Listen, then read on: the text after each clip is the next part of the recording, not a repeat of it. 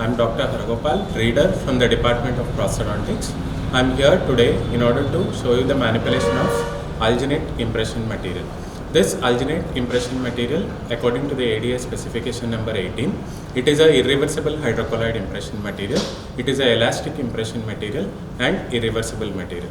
This material is available in the form of traditional alginates and modified alginates. It is supplied in form of two components. The first component being the powder liquid system, that is the single component, and the two component system in which it is available as calcium reactor and the sol. The uses of this impression material are, it is used for making impressions in order to pour the study models and casts. It is also used for preliminary impressions for the fabrication of complete dentures. It is used for making a preliminary cast on which the special trays are fabricated. It is also used for making impressions for fabrication of temporary restorations in the fixed partial dentures.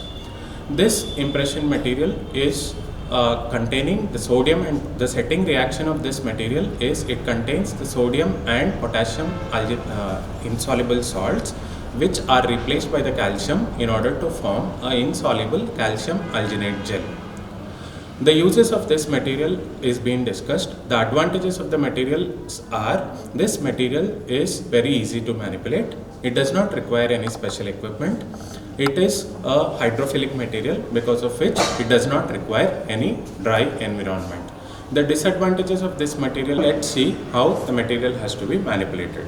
For the manipulation of the material, we require the following instruments. That is, we require two curved spatulas, and we require two rubber bowls in which the water is taken and in which the powder is taken.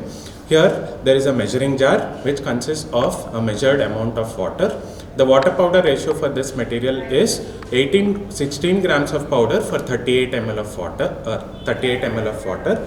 Here we take the powder after measuring it with a weighing machine. In this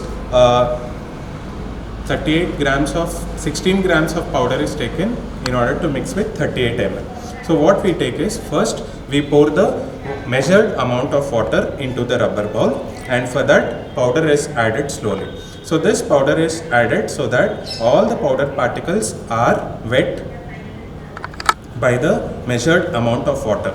And now, taking a stainless steel spatula, a curved spatula, this material is mixed by, in a figure of 8 motion, rubbing the spatula against the walls of the rubber ball, and the mix should be in such a way that we get a smooth and homogeneous mix.